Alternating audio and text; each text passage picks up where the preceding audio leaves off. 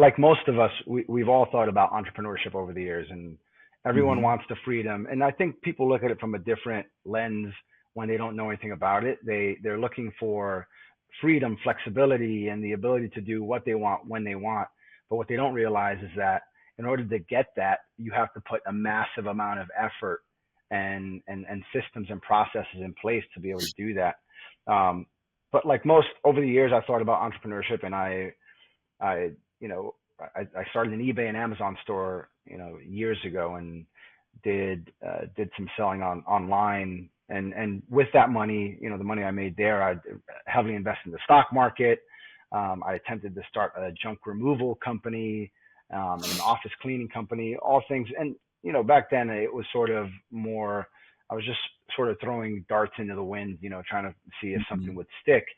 Um, but I tried a lot of things because I had the comfort of a 9 to 5 that was paying more than paying the bills, and Hmm. taking care of us. So I was able to take some risk in other spaces. Did a little bit of public talking over the years, trying to figure out where I wanted to land. And the truth is, had this paint core opportunity landed in my lap 10 years ago, I wouldn't have been ready. I Yeah. think right place, right time, experience, mindset, all those things are important. And so I think this opportunity came across my desk at the right place, right time, when I was in the right mindset and in a stable enough place with my family that I could say, you know what, I'm going to go try this thing. It's going to be a big risk, but the reward at the end of the day is going to be building a high performing team, building a legacy, and building a financial future for my family that I could not do in a standard corporate job. Yeah, 100%.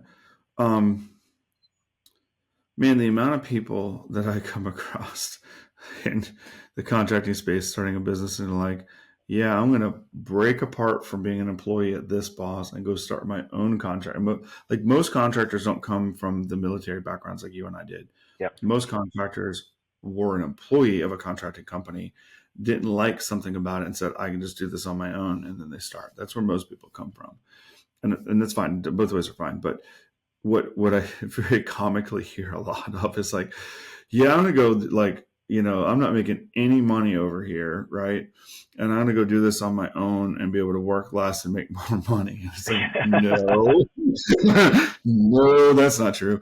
It's a wake up call for a lot of people, like how much work it really is. Yep. Um, you know, no matter how you slice it, business is really hard. There's a lot of hard things. There's hard decisions, hard pressure. Like when you own, whether it's your location or your own business, whatever, either way, like when you're the top of that chain for your team, there's a lot of there's a lot of unknown pressures and weight that we carry on our shoulders. Yeah. Um, it's it's a lot more of a grind, but you can get to a point where you have some freedom. You know, um, you could build your business big enough where you have a completely passive thing. But like several things have to be true there. Like one, you have to develop leaders in your company. Because if you just walk away from employees, they're gonna just everything's gonna fall apart. You have to Absolutely. have like leaders and department heads and an actual legitimate org chart. You have to. Yep. And they have to be trained and systems and process made to where they can problem solve without you present. You know, they can grow and problem solve and do things without you there, and that takes a lot of training, repetition, systems, processes, and a lot of what gets most people is just backing away and letting them fail a little bit. Yep. You know, um, even with the perfect systems and processes, if you don't let them do that, like they're never going to learn. You only learn so much from a book or from a video. You Yep. actually got to do it a little bit. And Yep.